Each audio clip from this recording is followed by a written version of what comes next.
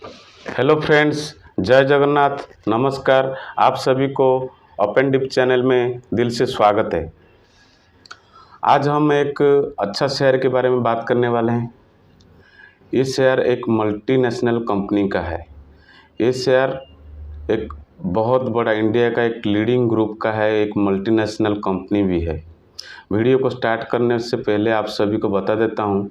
सबसे पहले मैं मेरा चैनल का इंट्रोडक्शन कराता हूँ। मेरा ये channel stock market classes, financial education in Odia and Hindi both हम प्रोवाइड करते हैं। इसमें काफ़ी शेयर्स का एनालिसिस के बारे में भी बताया जाता है। आप सभी को निवेदन है कि अगर आपको हमारा वीडियो अच्छा लगे तो like, share, subscribe and comment कीजिएगा और बेल आइकन को दबाइएगा ताकि आपको अच्छा वीडियो मिल सकते। मैं आपको अभी कंपनी की तरफ ले जा रहा हूँ।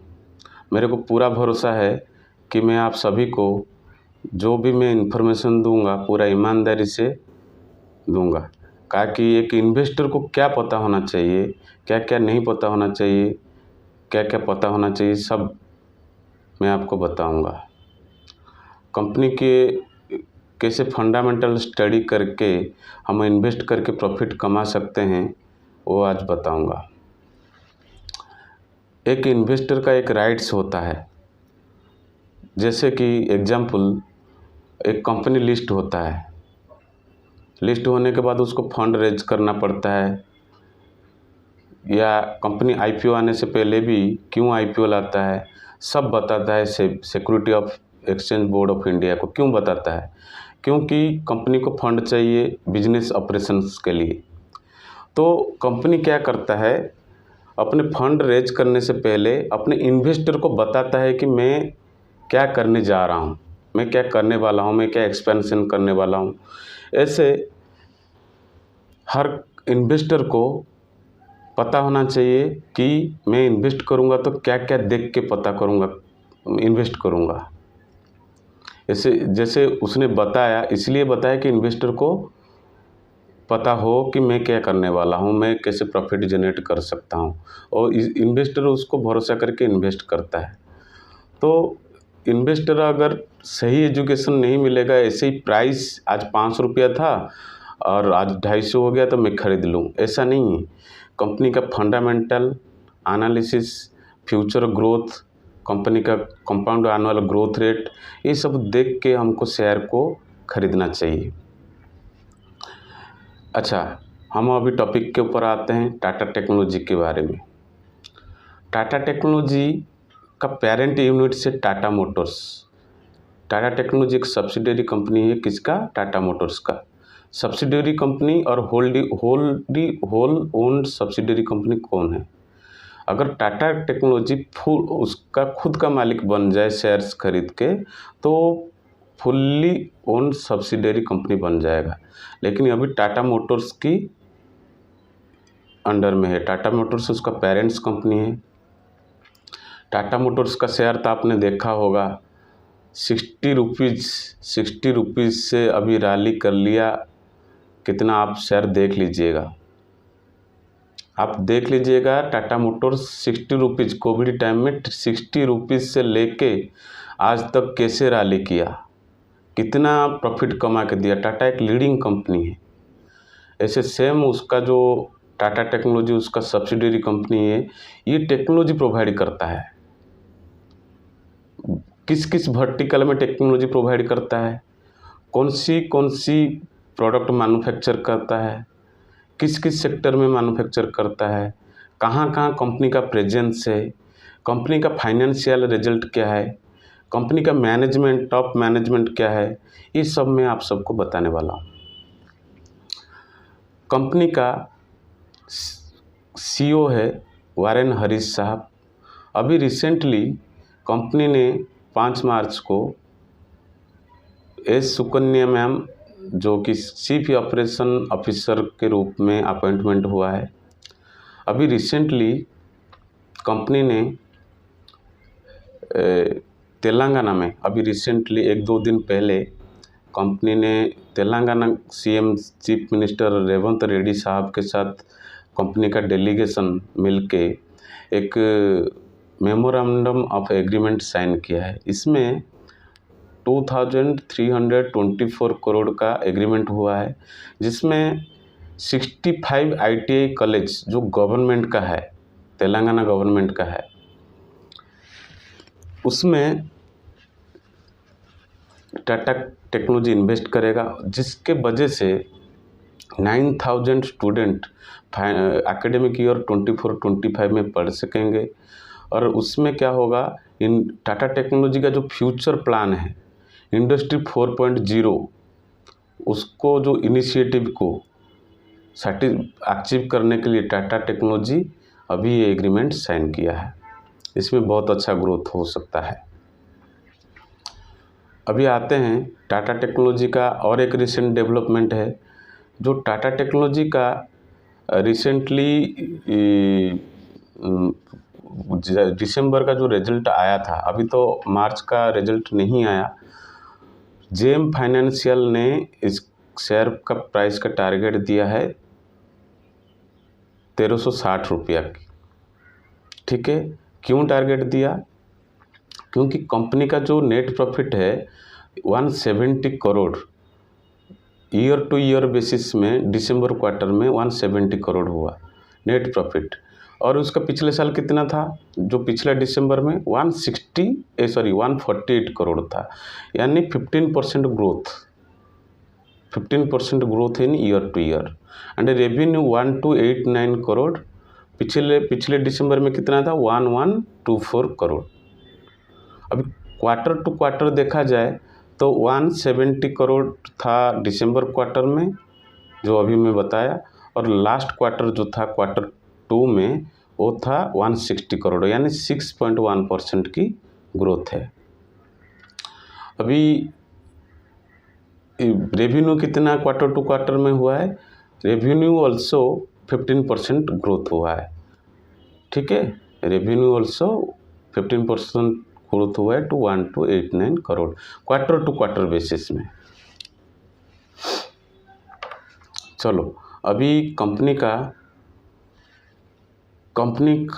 देखो, कंपनी को ये तो सब रिसेंटली न्यूज़ जो है, कोई भी कंपनी होता है उसका कुछ न्यूज़ आ गया, शेयर प्राइस बढ़ गया, लोग सब पागल है, भागे जा रहे हैं उसके, फिर शेयर प्राइस डाउन आ जाएगा। ये सब देख के मत खरीदो। पहले कंपनी जो इन्वेस्ट किया उसमें कितना प्रॉफिट जनरेट हो सकता है, कंपनी का फ्यूचर में कितना जनरेट हो सकता है, लॉन्ग टर्म पर्सपेक्टिव में देखो कंपनी को। अगर कंपनी तेलंगाना में इन्वेस्ट कर रहा है तो कंपनी को कितना प्रॉफिट होगा, कंपनी कोई नया एक्विजिशन किया तो कंपनी को कितना प्रॉफिट होगा, अगर कंपनी कुछ नया प्रोडक्ट लॉन्च कर रहा है तो उसमें कितना लागत है, कितना एक्सपेंडिचर है, कितना सेल्स हुआ, कितना उसमें से कितना प्रॉफिट जनरेट होगा, उसमें से टैक्स कट के कितना होगा, उसमें से कितना डिविडेंड मिल सकता है, कैलकुलेशन करो अपना दिमाग में, तब जाके इन्वेस्ट करो। और अच्छी कंपनी में इन्वेस्ट करो जो जाके आपको हताश ना हो पड़े, बाद में पछताना ना पड़े। इसीलिए मैं जो कंपनी का पूरा डाटा आपको बताने वाला हूँ एक एक करके, स्टेप बाय स्टेप। सबसे पहले कंपनी किस सेक्टर में काम करता है, टाटा टेक्नोलॉजी किस किस सेक्टर में काम करता है। एक मल्टीनेशनल कंपनी है। मल्टीनेशनल कंपनी मतलब ये इसका वर्ल्ड में काफ़ी जगह पे प्रेजेंस होगा। उसने बताया है, अपना एनुअल रिपोर्ट में भी बताया है। मैं आज सब एनुअल रिपोर्ट, क्वार्टरली रिपोर्ट सब बताने वाला हूँ। आपको पूरा एंड तक वीडियो देखना है, क्या कि आपको एक इन्वेस्टर बनना है तो आप प्लीज़ देखिए। अगर इन्वेस्टर नहीं बनना है आपको, मत देखिएगा वीडियो को, क्योंकि ट्रेडर शॉर्ट टर्म के लिए काम करते हैं। आया, खरीद लिया, कुछ दिन हुआ, बेच दिया। लेकिन एक ट्रेडर इतना नहीं कमा पाएगा जितना इन्वेस्टर कमा सकता है। आप कैलकुलेशन करके खुद देख लीजिए। अगर एक शेयर आज 1000 रुपया है और उसको बेच दिया 2 महीने में 1100 रुपया में, फिर 1200 गया, 1300 गया, उसको लगेगा कि हाँ ये शेयर तो बढ़ रहा है, अब मैं नहीं घुसूँगा। जब नीचे आएगा, वो नीचे आएगा ही नहीं। अगर आया भी है तो वो फिर एंट्री करेगा, फिर थोड़ा सा प्रॉफिट लेके बेच देगा। लेकिन जो लॉन्ग टर्म इन्वेस्टर है, आप सोचो, लॉन्ग टर्म इन्वेस्टर क्या करेगा, उसको डिविडेंड भी आता रहेगा, और डिविडेंड जब आता रहेगा, टाटा टेक्नोलॉजी का अभी डिविडेंड भी आया था, पर शेयर लगभग 12-13 रुपये का कुछ डिविडेंड आया था। ठीक है, तो मैं अभी बताने वाला हूँ कितना डिविडेंड आया था, सब कुछ, स्पेशल डिविडेंड कितना था और डिविडेंड कितना था। तो आपको उस टाइम में डिविडेंड भी मिला, प्लस शेयर प्राइस कितना बढ़ा वो भी मिला। तो लॉन्ग टर्म पर्सपेक्टिव से कंपनी को देखना चाहिए। ये टाटा टेक्नोलॉजी किस में काम करता है अभी देख लेते हैं। स्टार्टिंग करते हैं वीडियो को कि टाटा का अभी, टाटा टेक्नोलॉजी का कहाँ कहाँ काम है, किस डायरेक्शन में कहाँ काम है, किस वर्टिकल में काम है, सोशल वर्क क्या करता है जिसमें लोग इम्प्रेस होते हैं। चलो चलते हैं वीडियो के पास। ये जो टाटा टेक्नोलॉजी है, Tata technology mainly engineering technology, information technology में काम करता है। जो इसका प्रोडक्शन है, कितना प्रोडक्शन होता है, कहाँ किस डायरेक्शन में प्रोडक्शन होता है, वो सब मैं बताने वाला हूँ। टाटा टेक्नोलॉजी प्रोडक्ट इंजीनियरिंग के ऊपर काम करता है, engineering and designing. Tata technology engineering and designing में काम करता है, product and life cycle management में काम करता है, मैन्युफैक्चरिंग में काम करता है, प्रोडक्ट डेवलपमेंट में काम करता है। जो भी प्रोडक्ट बनाता है उसको कैसे अपग्रेड किया जाए। आपने देखा होगा जो पुराने ज़माने में गाड़ी कैसा था और आज के ज़माने में गाड़ी कैसा है। अभी तो हाइड्रोजन फ्यूल में भी चलने वाला है गाड़ी। आईटी सर्विस मैनेजमेंट में काम करता है। सबसे अच्छा है टाटा का ऑटोमोबाइल सेक्टर एंड एरोस्पेस, जो सबसे ज़्यादा प्रॉफिट देता है टाटा टेक्नोलॉजी को। टाटा का कितना गाड़ी निकलता है मार्केट में, और जो एरोस्पेस है, एरोप्लेन है, उसका जो ओरिजिनल इक्विपमेंट है टाटा टेक्नोलॉजी बिल्ड करता है। आप सभी को ये पता होना चाहिए कि उसमें कितना कष्ट लगता होगा और कितना प्रॉफिट कमाता होगा कंपनी को। मैं टाटा टेक्नोलॉजी शेयर को रेकमेंड नहीं कर रहा हूँ खरीदने के लिए, क्योंकि मैं जब एडवाइज़र बन जाऊँगा, जब मेरे पास वो सर्टिफिकेट आ जाएगा, तो मैं आपको जो भी रिकमेंडेशन देना है वो दे सकूँगा। अभी तो फ़िलहाल मैं बस एजुकेशन पर्पज़ के लिए वीडियो बना रहा हूँ। आपको अच्छा लगे तो आप लाइक सब्सक्राइब कीजिएगा, जिसमें कि मुझे मोटिवेशन मिलेगा और मैं आपको अच्छे से बताऊंगा सब कुछ। टाटा टेक्नोलॉजी एरोस्पेस और ऑटोमोबाइल सेक्टर में काम करते हैं। चलो चलते हैं कि इस किस वर्टिकल में काम करता है और इसका जो सॉल्यूशन है और इसका एक्सीलेटर क्या क्या है। कंपनी का एक सॉल्यूशन होता है, कोई भी प्रॉब्लम आता है कंपनी कैसे सॉल्यूशन करता है, और उसको आगे बढ़ाने के लिए जो प्रॉब्लम को ख़त्म करके आगे बढ़ना है कंपनी को, तो क्या क्या एक्सीलेटर लगाता है। एक्सीलेटर क्या होता है, स्पीड करना, मतलब कंपनी अपना जो मैनेजमेंट और टीम वर्क के साथ कैसे आगे बढ़ता है। तो बढ़ेगा तो कुछ इनकम करेगा। फिर हम नेक्स्ट में आएंगे फाइनेंशियल स्टेटमेंट, बैलेंस शीट के बारे में पढ़ेंगे।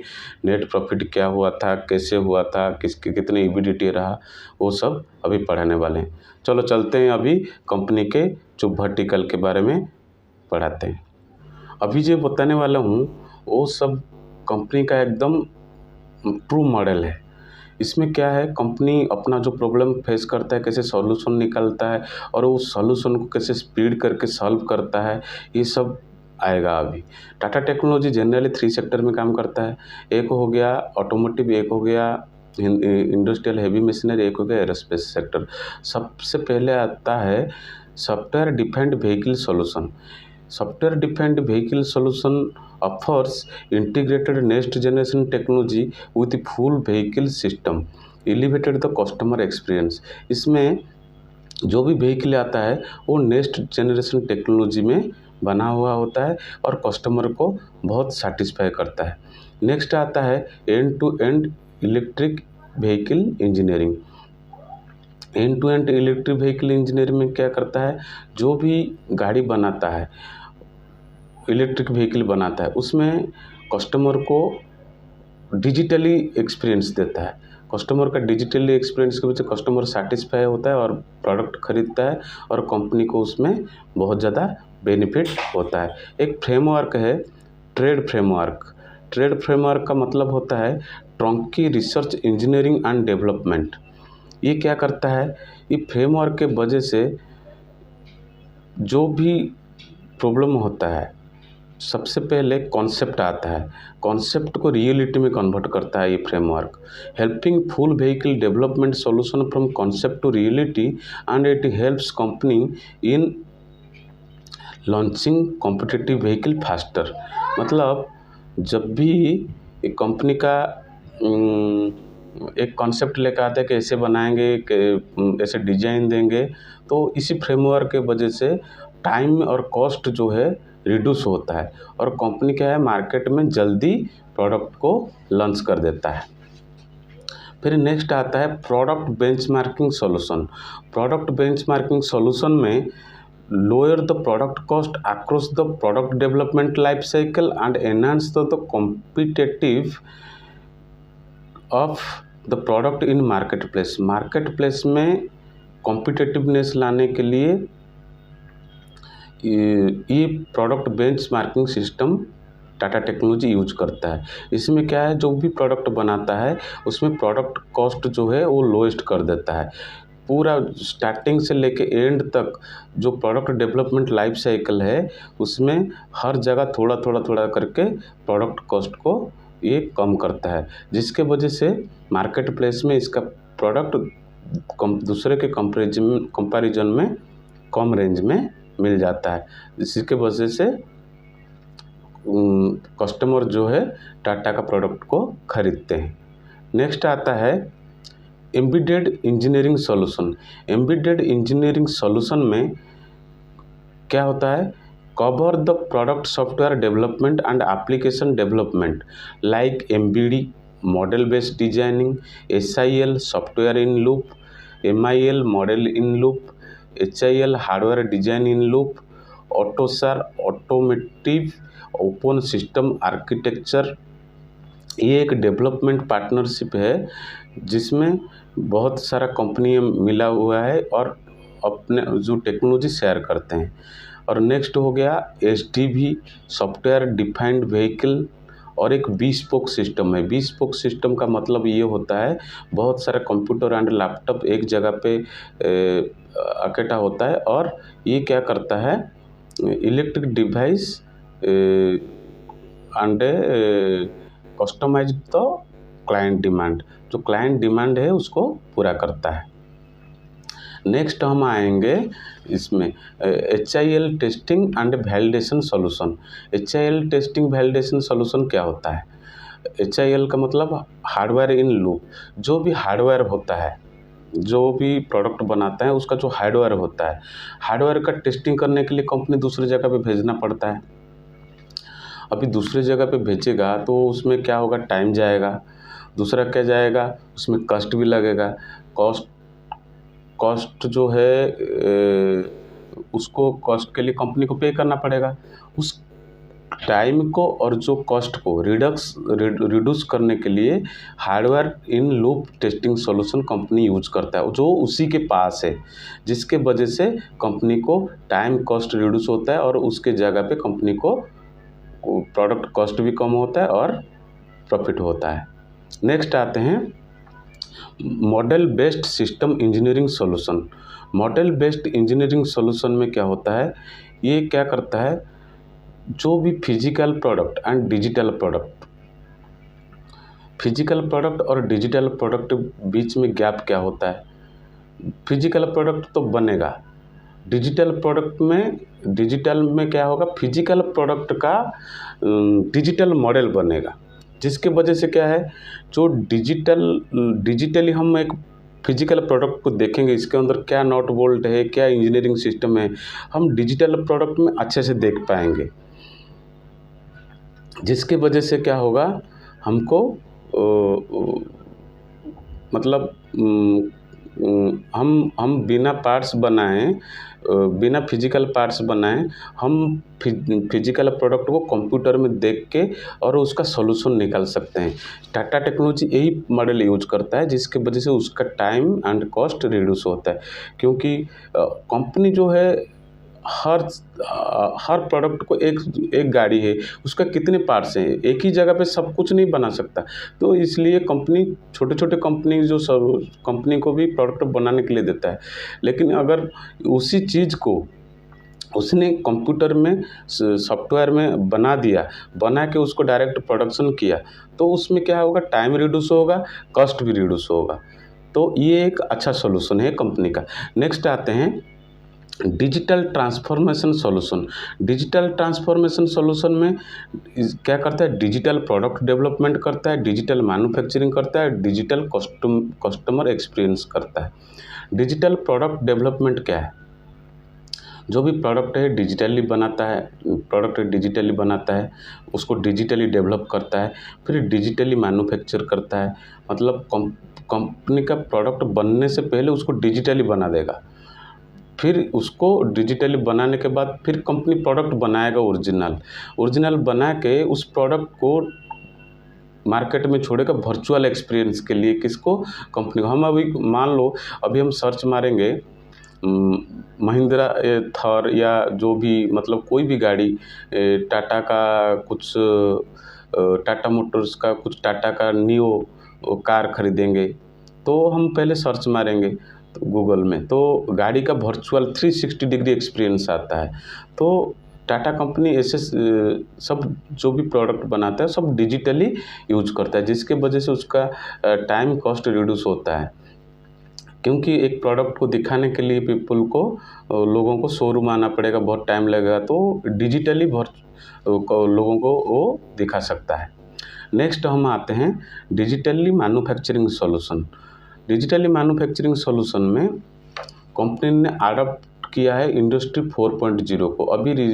अभी मैं बताया था थोड़ी देर पहले कि जो तेलंगाना में कंपनी 65 ITI कॉलेज खोल रहा है, किस विजन के वजह से, इंडस्ट्री 4.0 के वजह से।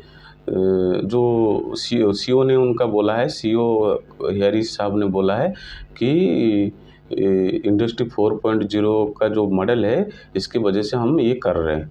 तो उसमें क्या होगा, कंपनी का मैन्युफैक्चर जो है डिजिटली होगा, कॉस्ट रिड्यूस होगा और प्रोडक्टिविटी इम्प्रूव होगा। ठीक है। फिर नेक्स्ट आता है digital customer experience, starting from buying from showroom, जो भी है, बाइंग टू पोस्ट डिलीवरी। जब गाड़ी डिलीवरी हो जाता है या जो भी प्रोडक्ट जो है उसको डिलीवरी हो जाता है, डिलीवरी होने के बाद भी सर्विसिंग करना पड़ता है। कोई भी प्रोडक्ट है उसका सर्विस भी होता है, कंपनी वो सर्विस प्रोवाइड करता है। आपने गाड़ी खरीदा तो उसका 3-4 सर्विसिंग रहता है। ऐसे वो सब कंपनी डिजिटली कर रखा है कि डिजिटली आप देखो, डिजिटली आपका सब कुछ बुक करो, डिजिटली आके सर्विस के लिए आ जाओ, सब जो है डिजिटली कर रखा है। फिर नेक्स्ट आते हैं हम enterprise transformation SAP S/4HANA solution. ये एक सॉल्यूशन है जो डिजिटली होता है। SAP का मतलब होता है system application and products in data processing, और S/4 होता है, S फॉर सिंपल, और 4 मतलब 4th जनरेशन। HANA मतलब होता है हाई परफॉर्मेंस एनालिटिक एप्लियंस। ये क्या करता है, help the organization seamlessly implement and migrate and upgrade the future ready ERP platform. ERP का मतलब होता है एंटरप्राइज रिसोर्स प्लानिंग। ये जो HANA सॉल्यूशन है, सिस्टम को अपग्रेड करना है, उसको इम्प्लीमेंट करना है, बहुत सारा चीज़, हाई परफॉर्मेंस कैसे सिस्टम में लाना है, वो सब डाटा प्रोसेसिंग करके इसको सॉल्यूशन करता है। फिर आता है नेक्स्ट एक्सीलेटर। ये सॉल्यूशन हमने पढ़ लिया, फिर हम पढ़ेंगे जो भी एक्सीलेटर है, कंपनी का जो भी प्रॉब्लम आता है उसको सॉल्व करके और स्पीड में कैसे काम को बढ़ाना है, वो एक्सीलेटर यूज करता है। एक्सीलेटर का मतलब ये होता है, जैसे एक एग्जांपल ले लेते हैं, कोई कुछ गाड़ी का एक पार्ट्स बनाना है, अब वो पार्ट्स बनने में 15 दिन लगेगा। अगर वही जगह पे और कुछ मॉडल ले आया कंपनी और उसको 2 दिन में बना दिया, तो वो हो गया कंपनी के लिए एक्सीलेटर।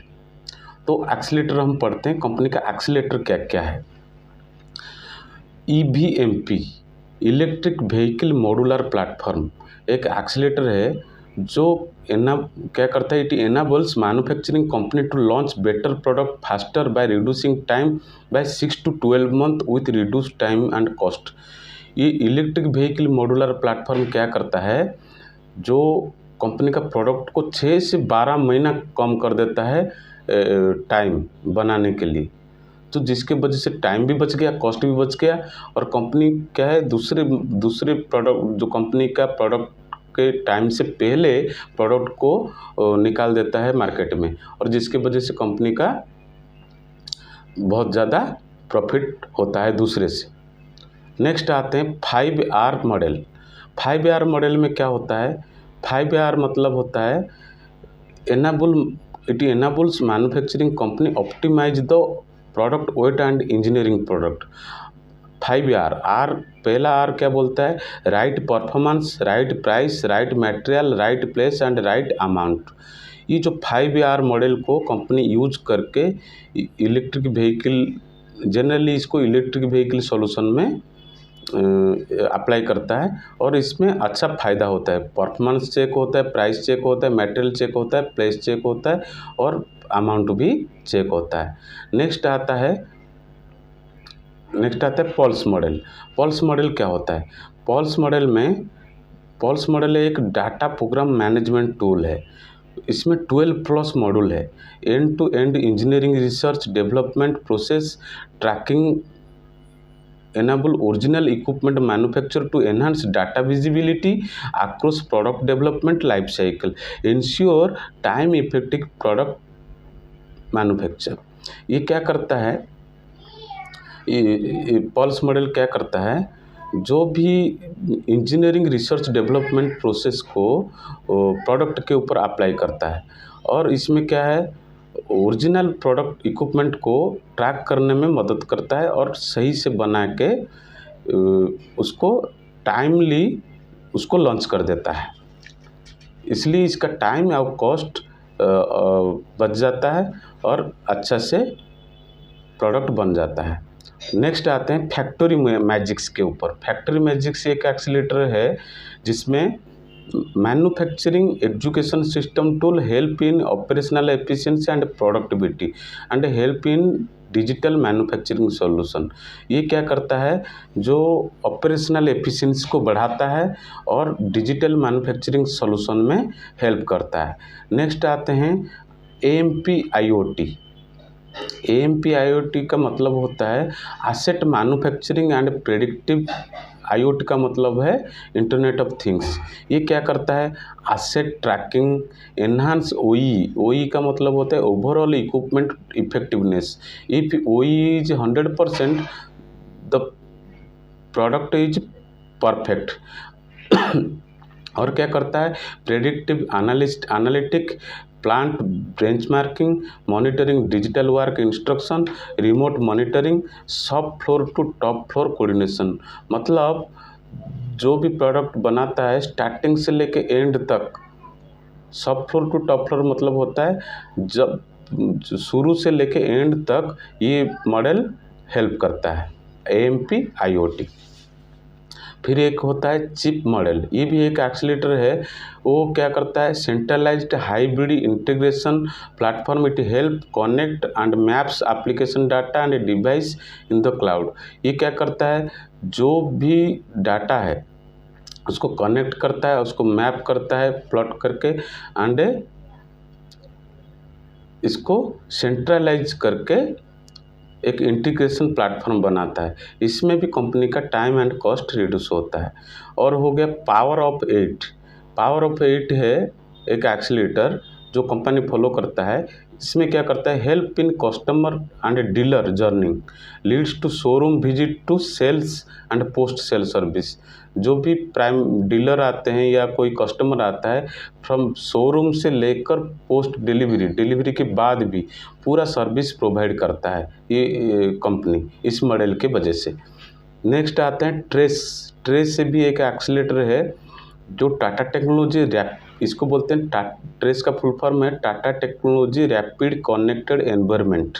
इसमें क्या करता है, it connected service for passenger vehicle, commercial vehicle और इंडस्ट्रियल हेवी मशीनरी को कनेक्ट करता है।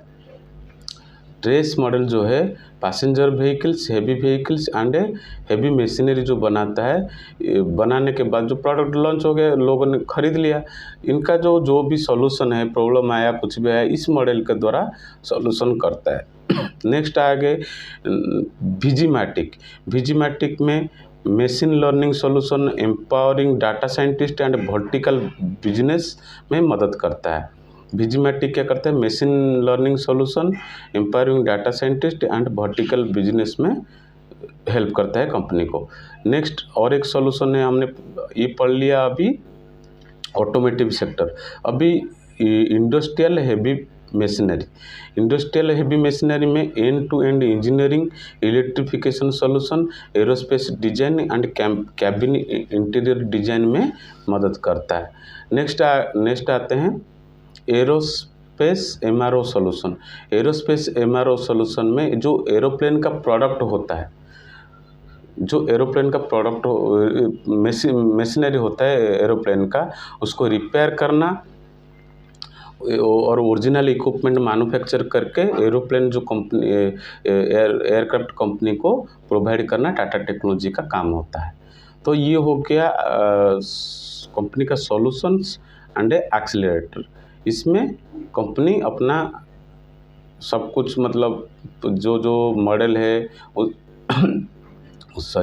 उसमें जो मॉडल है उसको कैसे बनाता है, क्या क्या टेक्नोलॉजी अप्लाई करता है और उसमें क्या क्या एक्सीलरेटर लगाता है, जिसकी वजह से कंपनी का टाइम और कॉस्ट रिड्यूस होता है और कंपनी को आगे बढ़ने में मदद करता है। नेक्स्ट हम सीखेंगे फाइनेंशियल स्टेटमेंट क्या था, लास्ट क्वार्टर में क्या था, और एनुअल रिजल्ट तो अभी तक आया नहीं क्योंकि मार्च के बाद 31 मार्च के बाद इसका आएगा। पिछले साल का एनुअल रिजल्ट एंड अभी जो रिसेंट क्वार्टरली रिजल्ट क्या क्या हुआ था, शुरू से मैं थोड़ा बताया था, अभी पूरा डेप्थ में बता देता हूँ। आप लोग जो भी चैनल को लाइक और सब्सक्राइब नहीं किए हैं, प्लीज़ लाइक और सब्सक्राइब कर दीजिए। अभी फाइनेंशियल स्टेटमेंट में आते हैं। अभी हम डिस्कशन करेंगे सबसे इम्पोर्टेंट पार्ट जो है financial result of Tata technology. सब वीडियो को क्या करते हैं, स्क्रॉल कर करके लास्ट में फाइनेंशियल स्टेटमेंट देखते हैं। फाइनेंशियल स्टेटमेंट को देखेंगे फिर वीडियो बंद कर देंगे, सर्विस मतलब बोलेंगे हो गया। इसमें थोड़ी ना समझ में आता है कि फाइनेंस वीडियो को पूरा देखना है। कंपनी का प्रोडक्शन कैसे होता है, किस अगर कंपनी का प्रोडक्शन सेक्टर किस सेक्टर में बंद हुआ तो उस सेक्टर में बंद होने से कंपनी का प्रोडक्शन कम हो जाएगा। जैसे अभी रसिया यूक्रेन वार हुआ था, फूड सप्लाई बंद हो गया, जो आटा वगैरह आता था, तो काफ़ी मार्केट के ऊपर इम्पैक्ट हुआ था। ऐसे सिर्फ फाइनेंशियल रिजल्ट में काम नहीं चलेगा, कंपनी का पूरा टोटल मॉडल को समझना पड़ेगा। इसलिए मैं बोलता हूँ वीडियो को पूरा देखिए, और ऐसे वीडियो देखने के लिए हमारा चैनल को प्लीज़ सब्सक्राइब कीजिए, इसमें हमको मोटिवेशन मिलता है। चलो हम क्वार्टरली फाइनेंशियल रिजल्ट जो दिसंबर क्वार्टर में आया था क्वार्टर 3 का, उसका हम डिस्कशन कर लेते हैं। फिर हम जाएंगे financial result of Tata technology annual financial 2022-23 जो हुआ था लास्ट, वो हम डिस्कशन करेंगे। फिर जब नेक्स्ट आएगा उसका भी मैं वीडियो बनाऊंगा। प्लीज़ इसके लिए अगर आप चैनल को सब्सक्राइब नहीं करेंगे तो टाटा टेक्नोलॉजी का फाइनेंशियल ईयर जो 23-24 का रिजल्ट देख नहीं पाएंगे। इसीलिए आप सभी को रिक्वेस्ट करता हूं कि आप 23-24 का रिजल्ट भी के लिए आप सब्सक्राइब कीजिएगा। अभी चलते हैं क्वार्टरली रिजल्ट का हाइलाइट्स के बारे में। अभी क्वार्टरली रिजल्ट में बहुत सारा डेवलपमेंट हुआ है। जो सीईओ साहब है हैरिस साहब ने क्या क्या बोला है और क्या क्या उनका जो प्रेस रिलीज में क्या क्या दिया है वो सब मैं बताने जा रहा हूँ। सबसे पहला पॉइंट है, number 1, India based global automotive engineering research and development in Zinnov zones since 2019। Zinnov zones क्या है? जिनोवो जोन्स होता है एक रेटिंग एजेंसी जो इंजीनियरिंग एंड रिसर्च डेवलपमेंट को रेटिंग करता है वर्ल्ड वाइड। इसमें टाटा टेक्नोलॉजी इंडिया में नंबर 1 है। इंडिया का जितने engineering research and development automotive sector में प्रोडक्ट बनाते हैं उसमें टाटा टेक्नोलॉजी नंबर 1 है। ये है number 1 point in financial statement of Q3 result. Next आते हैं, global engineering service provider in electrification. Global engineering electrification में वर्ल्ड वाइड में ये नंबर 2 पोजीशन में है। ठीक है। नेक्स्ट आते हैं, 86% रेवेन्यू ऑटोमोटिव सेक्टर में जनरेट किया है। टोटल एम्प्लॉइज है 12,623 एम्प्लॉइज है। 14.7% growth in revenue from operations. Q3 financial 24 operating EBITDA margin quarter to quarter 18.3% growth हुआ है। प्रॉफिट आफ्टर टैक्स मार्जिन में 13.2% ग्रोथ हुआ है। Sorry, total operating revenue 1289 crore up 1.6% quarter to quarter and 14.7% year to year. Service segment में revenue कितना increase हुआ है? 1001 crore up 0.6% quarter to quarter and 9.3% year to year. Total company gross margin at 28.4% versus 27% quarter to quarter, 29.1% year to year. Operating EBITDA margin 236 crore, EBITDA margin at 18.3% versus 16.9% quarter to quarter and 18.3% year to year. Total जो company का है growth ही हुआ है, सब सारे up है। सारे जो रिजल्ट निकल के आ रहा है सारे अप रिजल्ट है। और टोटल कितना प्रॉफिट हुआ है? नेट मार्जिन हुआ है 170 crore profit after tax, 13.2% growth हुआ है क्वार्टरली रिजल्ट में। तो अच्छा ग्रोथ हुआ है, रोबस्ट रिजल्ट है। आप सब इसको देखिएगा। अभी नेक्स्ट चलते हैं एनुअल रिजल्ट के ऊपर। ठीक है। एनुअल रिजल्ट में तो बहुत सारा डाटा रहता है, लेकिन हम जब नेक्स्ट वाला डाटा आएगा उसमें वीडियो बहुत लंबा हो गया है और मैं चाहता हूं कि जो नेक्स्ट डाटा आएगा 31 मार्च के बाद उसको एकदम अच्छे से आपको एक्सप्लेन करेंगे, जिसमें आपको पूरा समझ में आ जाएगा कंपनी का फ्यूचर ग्रोथ क्या है। ऐसे अच्छा कंपनी है। अगर आपको इन्वेस्टमेंट करना है तो आप सबसे पहले आपका फाइनेंशियल एडवाइज़र से कंसल्ट कीजिएगा। चलो हम चलते हैं एनुअल रिजल्ट के ऊपर। एनुअल रिजल्ट को जानने से पहले मैं बता देता हूँ, हम बहुत सारा कंपनी का एनुअल रिजल्ट देखते हैं इन्वेस्ट करने से पहले, लेकिन वीडियो में क्या रहता है, एसेट है, लायबिलिटी है, फिर प्रॉफिट आफ्टर टैक्स ऐसे बता के वीडियो में छोड़ देते हैं। लेकिन हमको समझ में नहीं आता है। जिस बंदे को समझ में नहीं आएगा उसको समझाना पड़ेगा ना। ऐसे वीडियो में ऐसे बनाना चाहिए। मैं इस वीडियो में आप सभी के लिए मैं अपने हाथ से बनाया हूँ। अपने हाथ से बनाई ये वीडियो, जो ये कंटेंट बनाने के लिए मुझे 3 दिन का समय लगा। पूरा रिसर्च करना, उसको एनालिसिस करना, उसके बारे में समझाना, फिर दूसरे को समझाना, क्योंकि बहुत मेहनत करना पड़ा इसमें। आप देख लीजिएगा खुद इसमें बहुत मेहनत हुआ है कि नहीं हुआ है, मैं अपने हाथ से बनाया हूँ। जो भी एनुअल रिजल्ट एनालिसिस करके, और ओरिजिनल कॉपी भी है और मेरा हाथ से बनाया भी है, आपके उसके साथ साथ रहेगा। आप समझ जाइएगा कि एक्चुअली एनुअल रिपोर्ट एक्चुअली होता क्या है, कितना मज़ा आता है। जब इसका नया आएगा जो फाइनेंशियल ईयर 24 का आएगा, इसको और डेप्थ में समझाऊंगा, ठीक है। एनुअल रिपोर्ट जानने से पहले बता देता हूँ, एनुअल रिपोर्ट जो होता है ये एकदम बहुत सारा पार्ट में डिवाइड होता है, और इसको कम से कम कंपनी का 300-400 पेज का होता है। ये इसको पढ़ के रिपोर्ट बनाना पड़ता है। अब वीडियो बना रहा हूँ तो सब पढ़ के आपके लिए बनाया हूँ, ठीक है।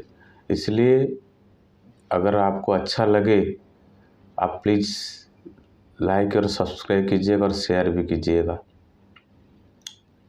चलो चलते हैं एनुअल रिपोर्ट में, और मेरे को पूरा भरोसा है आप सभी लाइक करेंगे और शेयर भी करेंगे और सब्सक्राइब करेंगे। पूरा भरोसा है मुझे, पूरा भरोसा है।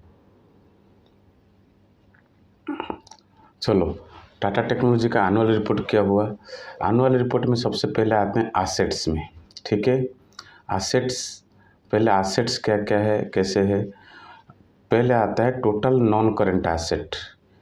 ये नॉन करंट एसेट मैं बता देता हूँ, फिर डिस्क्राइब करता हूँ। टोटल नॉन करंट एसेट है फाइनेंशियल ईयर 22 में 522.66 करोड़, और फाइनेंशियल ईयर 23 में 576.32 करोड़। टोटल अप हुआ है 9.31%। टोटल करंट एसेट है 1581.56 करोड़, एंड फाइनेंशियल 23 में 2021.71 करोड़। टोटल अप हुआ है 21.77%। टोटल एसेट में, total asset is equal to total non current asset plus total current asset, ठीक है। अब टोटल एसेट मिला दिया जाए तो फाइनेंशियल ईयर 22 में 2104.22 करोड़, एंड फाइनेंशियल ईयर 23 में 2598.03 करोड़। टोटल अप है 19% का, 19% का एसेट में ग्रोथ हुआ है। ये कंपनी के लिए एक अच्छी बात है। फिर नॉन करंट एसेट अभी पढ़ेंगे। जो नॉन करंट एसेट पढ़ाया वो एक्चुअली होता क्या है। नॉन करंट एसेट होता है company long term investment, companies long term investment can not be converted into cash with in a year. Company का एक लॉन्ग टर्म इन्वेस्टमेंट होता है नॉन करंट एसेट, वो 1 साल के अंदर कैश में कन्वर्ट किया नहीं जा सकता। एग्जाम्पल क्या है, land, office building, manufacturing plant, vehicles, bond, manufacturing equipment, ये सब कैश में कन्वर्ट नहीं होता 1 साल के अंदर, इसलिए इसको नॉन करंट एसेट में कंपनी अपने एनुअल रिपोर्ट में लिया है। चलो फिर करंट एसेट क्या क्या है और किसको कहा जाता है। करंट एसेट्स है which can be reasonably expected to sold और एडजस्टेड और consumed through normal operation within current physical year. मतलब जो करंट फाइनेंशियल ईयर चल रहा है उसी साल इसको हम, जो कंपनी बेच भी सकता है, कंज्यूम कर सकता है, ऑपरेशन में खर्च भी कर सकता है। तो ये क्या क्या होता है, ये हाईली लिक्विडिटी इसमें होता है। तो ये क्या होता है, कैश और cash equivalent short term investment, जो कम टाइम में कंपनी इसको यूज कर सकता है ऑपरेशन में, ठीक है। इसको मैंने आपके लिए स्पेशली डिजाइन किया हूँ हैंड रिटन में, और बहुत अच्छे से डिजाइन किया हूँ। आप इसको पढ़ सकते हैं, अच्छे से पढ़ सकते हैं और समझ सकते हैं। नेक्स्ट हम चलेंगे, एसेट देख लिए। अभी फाइनेंशियल स्टेटमेंट में सबसे पहले एसेट आ गया, फिर आ जाएंगे इक्विटी में, ठीक है। इक्विटी क्या होता है आपको पता है, जो शेयर्स होते हैं इक्विटी होते हैं। इक्विटी शेयर कैपिटल कंपनी का कितना है, 41.81 करोड़ फाइनेंशियल ईयर 22 में इक्विटी शेयर कैपिटल। फाइनेंशियल 23 में 61.13 करोड़, ठीक है। अप कितना हुआ? 31.60 करोड़ का अप हुआ है year to year. Other equity 742.15 crore and financial year 22 में एंड फाइनेंशियल ईयर 23 में 938.76 करोड़, 20.94% अप हुआ है। ये फाइनेंशियल स्टेटमेंट में परसेंट का हिसाब नहीं दिया है, मैं अपने बैठ के कैलकुलेट करके ये हैंड रिटन नोट बनाया हूँ, अभी देख लीजिएगा, ठीक है। टोटल इक्विटी हो गया 783.96 crore in financial year 22। Financial year 23 में 1019.89 करोड़, टोटल हो गया 23.13% ऑफ ईयर टू ईयर। ये इक्विटी क्या है? Equity is equal to total assets minus total liabilities. जितना एसेट है माइनस लाइबिलिटी मतलब लोन होता है, तो asset minus liability is equal to equity, ठीक है। If there is no equity, मान लो आज टोटल एसेट माइनस कर देंगे टोटल लाइबिलिटी से, अगर वो नेगेटिव में आएगा तो इसका मतलब कंपनी रेड में है, ठीक है। रेड मतलब लोग समझते हैं ना मार्केट में रेड क्या होता है। इक्विटी शेयर कैपिटल क्या होता है? अभी मैंने बताया कि इक्विटी शेयर कैपिटल है और अदर इक्विटी टोटल मिला के टोटल इक्विटी होता है। तो इक्विटी शेयर कैपिटल क्या होता है? इक्विटी शेयर कैपिटल होता है portion of a company's capital raised by issuing share to shareholders in exchange for ownership of the company. Company का कंपनी क्या करता है, अपने शेयर्स का कुछ पोर्शन बेचता है, किसको? शेयर होल्डर को, तो वो हो जाता है इक्विटी शेयर कैपिटल, ठीक है। अदर इक्विटी क्या होता है? Represent the portion of a company share holder equity that is distinct from the equity share capital retained in. जो शेयर कैपिटल पढ़े हैं इक्विटी शेयर कैपिटल, उसमें से ये अलग होता है। और इसको बनाता कौन है? जो एंटिटी होता है, जो ओनर होता है, वही बनाता है, प्रमोटर। एग्जाम्पल क्या है? Capital reserve, other reserve, share premium etcetera, ठीक है। ये होता है इक्विटी। अब हम आएंगे लायबिलिटीज के ऊपर। कंपनी का फाइनेंशियल 22 एंड 23 में टोटल नॉन करेंट, जैसे टोटल नॉन करेंट एसेट पड़ा था, ऐसे टोटल नॉन करेंट लायबिलिटीज भी है। टोटल नॉन करेंट लायबिलिटी कितना था फाइनेंशियल 22 में? 96.98 करोड़ और फाइनेंशियल 23 में 91.67 करोड़। टोटल इधर क्या हुआ? लोन ज़्यादा था, जो लायबिलिटी नॉन करंट लायबिलिटी ज़्यादा था और घट गया है, इसका मतलब अच्छा हुआ है कंपनी के लिए, ठीक है। तो ये कितना अप हुआ? इसका मतलब कितना अप हुआ? 5.79%, मतलब अप हुआ ना। जब लोन कम हुआ तो इसका मतलब कंपनी को अच्छा हुआ ना। टोटल करेंट लायबिलिटीज कितना है? जो करेंट 1223.28 करोड़ एंड फाइनेंशियल 23 ये है 22 में एंड फाइनेंशियल 23 में 1486.47 करोड़, टोटल 17.70% डाउन हुआ। मतलब इस नंबर से अप हुआ है 1223.28 से 1486.47 करोड़ अप हुआ है, मतलब लोन बड़ा है, बट डिक्रीज कितना हुआ? 17.70%, क्योंकि लायबिलिटी इंक्रीज हुआ है, ठीक है। लायबिलिटी इंक्रीज हुआ है तो अच्छा नहीं है। बट ये जो कंपनी है ये इसका इतना डेप्थ नहीं है देखा जाए तो, और कंपनी बहुत स्टेबल है, इसको अच्छा रेटिंग मिला हुआ है।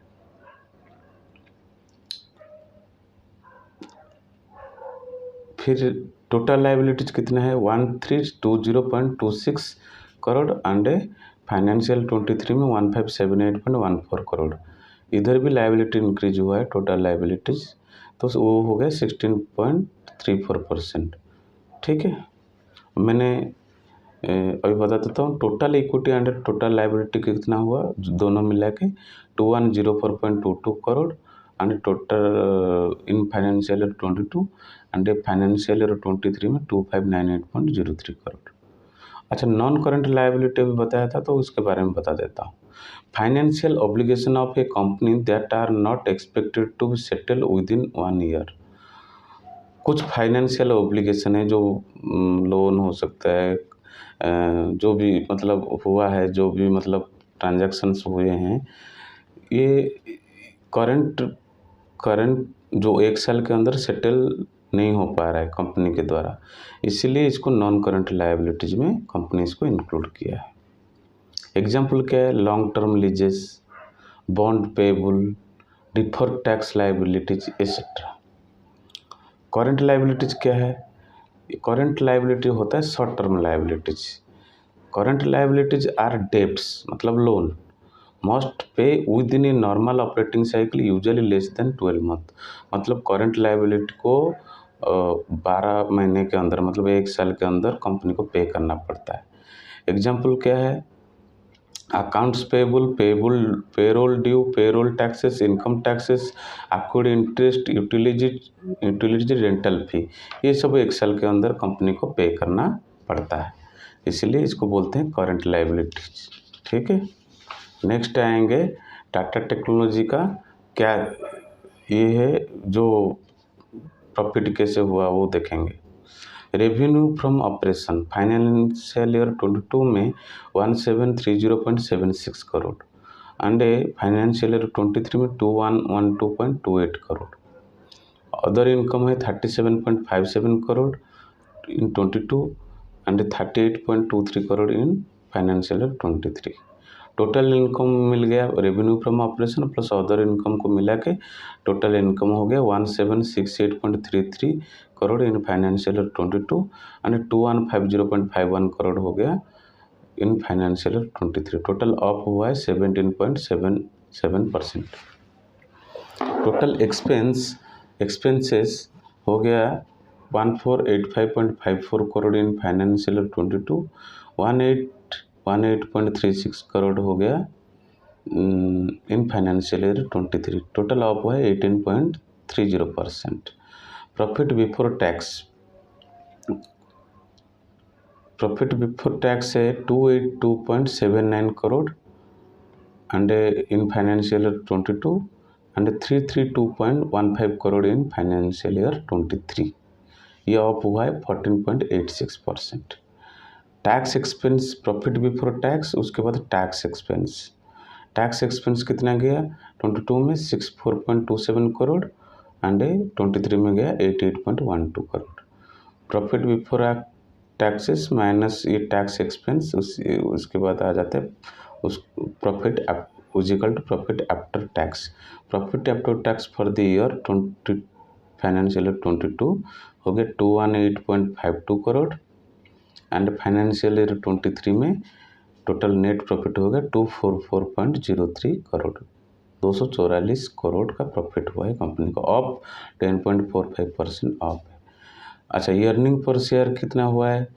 5 रुपया 39 पैसा हुआ था फाइनेंशियल ईयर 22 में एंड फाइनेंशियल ईयर 23 में 6.01 पैसा, 10.31% में अप हुआ है earning per share. Earning per share कैसे निकालेंगे? अर्निंग पर शेयर निकालने के लिए total profit after tax divided by total number of outstanding share is equal to earning per share. ठीक है, अभी समझ में आएगा। नेक्स्ट आएंगे हम standalone cash flow statement. ये कैश फ्लो स्टेटमेंट क्या होता है? कैश फ्लो स्टेटमेंट मतलब अगर कैश फ्लो स्टेटमेंट बढ़ता है ना तो कंपनी को फलता फूलता हो जाता है, मतलब इनकम बढ़ता है। अगर कैश फ्लो डिक्रीज होता है तो कंपनी लॉस में जाता है। ठीक है, तो ये कैश फ्लो जो होता है ये 3 एक्टिविटीज होता है। एक होता है net cash flow from operating activities, net cash flow from investing activities, net cash flow from financing activities. अच्छा, फाइनेंशियल 22 में ऑपरेटिंग एक्टिविटीज कितना हुआ था? 369.83 करोड़ एंड फाइनेंशियल ईयर 23 में 346.62 crore. Net cash flow from investing activities में 22 में हुआ था 161.22 करोड़ एंड 23 में हुआ था 27.03 crore. Net cash flow from financing activities में फाइनेंशियल ईयर 22 में 19.20 करोड़ एंड फाइनेंशियल ईयर 23 में 318.09 करोड़। तो नेट इंक्रीज और decrease in cash and cash equivalent कितना हो गया 227.81 crore in financial year 22 and 55.56 crore in financial year 23। मतलब कैश फ्लो घटा है कंपनी का। तो ये जो कैश फ्लो के ऊपर मैं बता देता हूँ क्या है।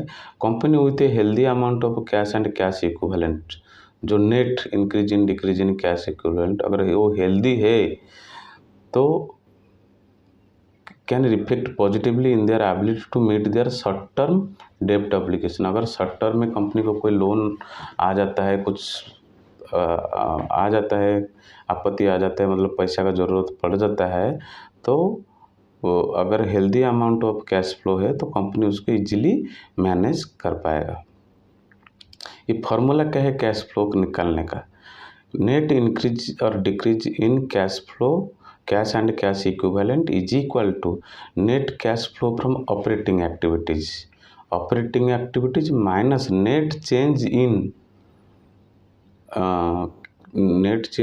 Cash flow from investing activities and financing activities. अर्थात ऑपरेटिंग एक्टिविटीज माइनस इन दोनों के बीच में जो माइनस होगा, मतलब इन दोनों के बीच में जो चेंज है, ठीक है। इन्वेस्टिंग एंड फाइनेंसिंग में जो बड़ा है उसको उसका छोटा से माइनस कर देना है।